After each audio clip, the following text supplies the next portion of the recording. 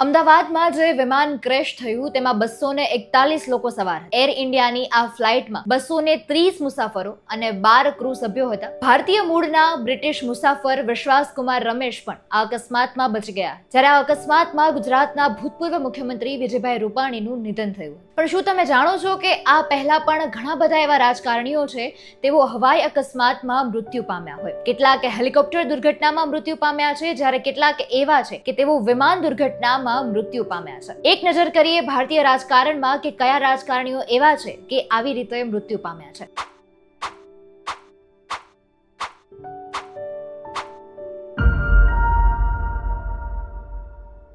એમાં પહેલું જ નામ આવે છે સંજય ગાંધી. સંજય ગાંધી કે જેઓ ભારતના ભૂતપૂર્વ વડાપ્રધાન ઇન્દિરા ગાંધીના પુત્ર હતા. સંજય ગાંધીને ઉડાનનો ખૂબ શોખ હતો. 23 જૂન 1980 ના રોજ તેઓ દિલ્હીના સફરદરજંગ એરપોર્ટ પરથી એક ખાનગી વિમાન ચલાવી રહ્યા હતા અને ત્યારે તેમનું ત્યાં વિમાન ક્રેશ થયું હતું અને આ વિમાનમાં તેમની સાથે તેમના સહ પાયલટ સુભાષ સક્સેના પણ હતા. વિમાન ક્રેશ થતા બંનેનું ઘટના સ્થળે જ મૃત્યુ થયું હતું. સંજય ગાંધીને 1976માં હળવા વિમાન ઉડાડવાનું લાયસન્સ પણ મળી ચૂક્યું હતું. ઇન્દિરા ગાંધી સરકાર ગઈ અને જનતા પાર્ટીની સરકાર આવી પછી તેમનું લાયસન્સ રદ કરી દેવામાં આવ્યું હતું. જ્યારે ઇન્દિરા ગાંધી સત્તામાં પાછા ફર્યા અને પછી તેમને ફરીથી નોકરી પર રાખવામાં આવ્યા હતા. તેમણે 23 જૂન 1980 ના રોજ સવારે 7:58 વાગ્યે દિલ્હીના સફરદરજંગ એરપોર્ટ પરથી ઉડાન ભરી. બીજું નામ છે માધવરાય સિંધિયા. 30 સપ્ટેમ્બર 2001 ના રોજ ઉત્તર પ્રદેશના મેનપુરી જિલ્લાના ભોગાવ તાલુકા નજીક મોટામાં એક વિમાન દુર્ઘટનામાં કોંગ્રેસના નેતા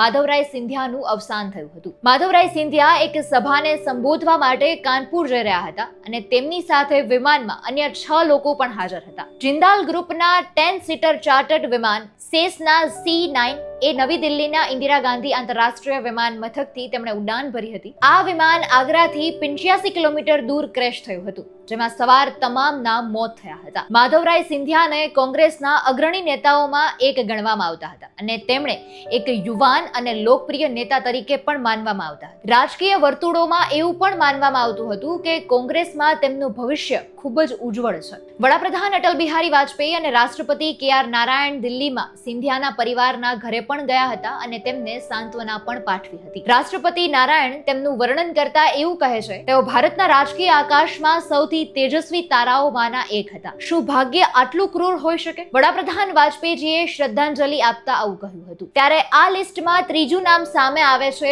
YS રાજશેખર રેડ્ડી. તારીખ 2 સપ્ટેમ્બર 2009 ના રોજ આંધ્રપ્રદેશના તત્કાલીન મુખ્યમંત્રી YS રાજશેખર રેડ્ડી સવારે 8:38 વાગે હેલિકોપ્ટર દ્વારા બેગમપેટથી નીકળ્યા હતા અને તેઓ ચિત્તૂર જિલ્લામાં એક કાર્યક્રમમાં ભાગ લેવા માટે જતા હતા. સમયપત્રક મુજબ તેઓ સવારે 10:30 વાગ્યે ત્યાં પહોંચવાના હતા, પરંતુ તેઓ ક્યારેય ત્યાં પહોંચ્યા જ નહીં. મુખ્યમંત્રીના હેલિકોપ્ટર ગાયબ થવાની ઘટના રાષ્ટ્રીય સ્તરે એક ચર્ચાનો વિષય બની ગઈ હતી અને કેન્દ્ર સરકારને પણ આ અંગે જાણ કરી દેવામાં આવી હતી. રાજશેખર રેડ્ડી કે જે હેલિકોપ્ટરમાં મુસાફરી કરી રહ્યા હતા તે બેલ 430 હતું અને તે અચાનક જ ગુમ થઈ ગયું હતું. સેનાની મદદથી નલ્લામાલા જંગલ વિસ્તારમાં હેલિકોપ્ટરની શોધખોળ પણ હાથ ધરી દેવામાં આવી હતી. જોકે હેલિકોપ્ટરનો તમામ કાટમાળ તારીખ 3 સપ્ટેમ્બરના રોજ મળી આવ્યો હતો, જેમાં તેમના ઉપરાંત અન્ય 3 લોકો પણ હાજર હતા અને તેમનું પણ ત્યાં મૃત્યુ નિપજ્યું હતું. ત્યાર પછીનું નામ આવે છે દોરજી ખાડ્ડુ. 30 એપ્રિલ 2011 ઈટાનગરથી તવાંગ જતું એક હેલિકોપ્ટર તે પણ ગુમ થઈ ગયું હતું, જેમાં અરુણાચલ પ્રદેશના તત્કાલીન મુખ્યમંત્રી દોરજી ખાંડુ અને અન્ય 4 લોકો તે હેલિકોપ્ટરમાં સવાર હતા. 5 દિવસની ભારે શોધખોળ કર્યા બાદ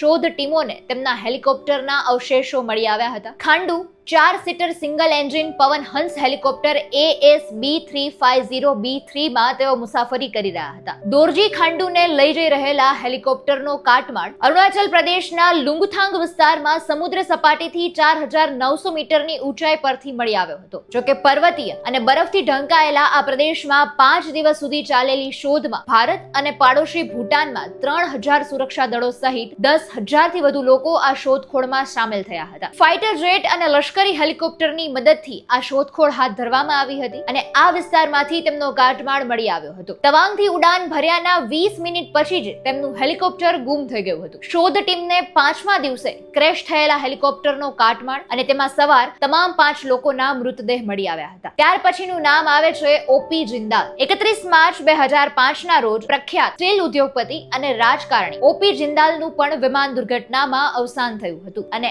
આ જ રાજકારણીઓના લિસ્ટમાં તેમનું પણ નામ લેવામાં આવે છે. તેમની સાથે હરિયાણાના ભૂતપૂર્વ મુખ્યમંત્રી બંસીલાલના પુત્ર સુરેન્દ્રસિંહ પણ હાજર હતા અને તેમની સાથે આ ઘટનામાં પાયલોટનું પણ મૃત્યુ થયું હતું. અને તે જ સમયે ઓપી જિંદાલ હરિયાણામાં ચૂંટાયેલી કોંગ્રેસ સરકારમાં ઉર્જા મંત્રી તરીકે પણ હતા અને ત્યારે સુરેન્દ્રસિંહ પોતે કૃષિ મંત્રી તરીકે હતા. આ અકસ્માતમાં ઉત્તર પ્રદેશના સરહનપુરાના ગંગોહ શહેર નજીક બપોરે 12:30 વાગ્યા આસપાસની આ ઘટના બની હતી, જેમાં ચંદીગઢથી દિલ્હી પરત ફરતી વખતે આ હેલિકોપ્ટર ક્રેશ થયું હતું, જેમાં બંને રાજકારણી નેતા છે તેમનું નિધન થયું હતું. ત્યાર પછી છે વિજયભાઈ રૂપાણી. ગુરુવારે બપોરે 12 જૂન 2025 અમદાવાદમાં જે એર ઇન્ડિયાનું એક પેસેન્જર વિમાન ક્રેશ થયું હતું, તેમાં 2 પાયલટ અને 10 ક્રૂ સભ્યો સહિત કુલ 242 લોકો હતા અને આ ભયાનક અકસ્માતમાં ગુજરાતના પૂર્વ મુખ્યમંત્રી વિજયભાઈ રૂપાણીનું પણ અવસાન થયું હતું. ઓગસ્ટ 2016માં આનંદીબેન પટેલ જ્યારે તેમના પદ પરથી તેમણે રાજીનામું આપ્યું હતું, ત્યાર પછી વિજયભાઈ રૂપાણી ગુજરાતના મુખ્યમંત્રી બન્યા હતા અને ત્યારબાદ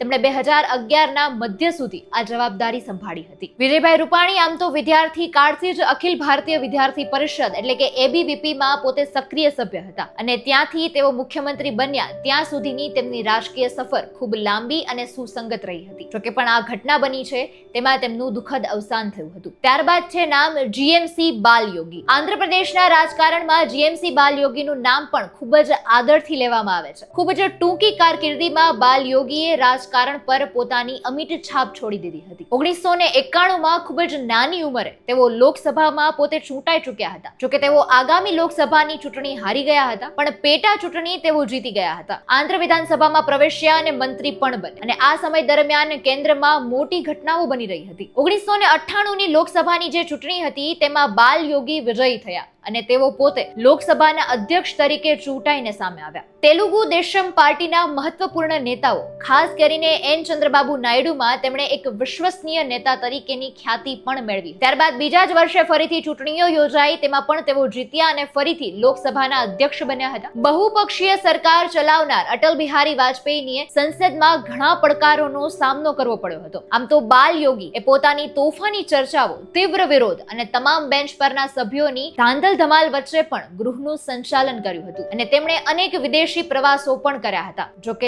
3 માર્ચ 2002ના રોજ આંધ્રપ્રદેશના ભીમાવરમથી પરત ફરતી વખતે તેમનું હેલિકોપ્ટર અકસ્માતનો ભોગ બન્યું હતું. બાલયોગીનું હેલિકોપ્ટર જરૂર કરતા ઓછી ઊંચાઈએ નીચે ઉતરવાનું શરૂ કર્યું અને અંતે એક નારિયેળના ઝાડ સાથે અથડાયું અને આ અકસ્માતમાં બાલયોગી પોતે સાથે હેલિકોપ્ટરના પાયલટ અને તેમના સુરક્ષા અધિકારીઓનું મૃત્યુ થયું હતું. તો આ હતા એ બધા રાજકારણીઓ કે જેમનું હેલિકોપ્ટર અથવા તો વિમાન દુર્ઘટનામાં મૃત્યુ થયું હોય. આ તમામ અધિકારીઓને હવે રાજકોટના માધ્યમથી શ્રદ્ધાંજલિ પાઠવીએ. નમસ્કાર.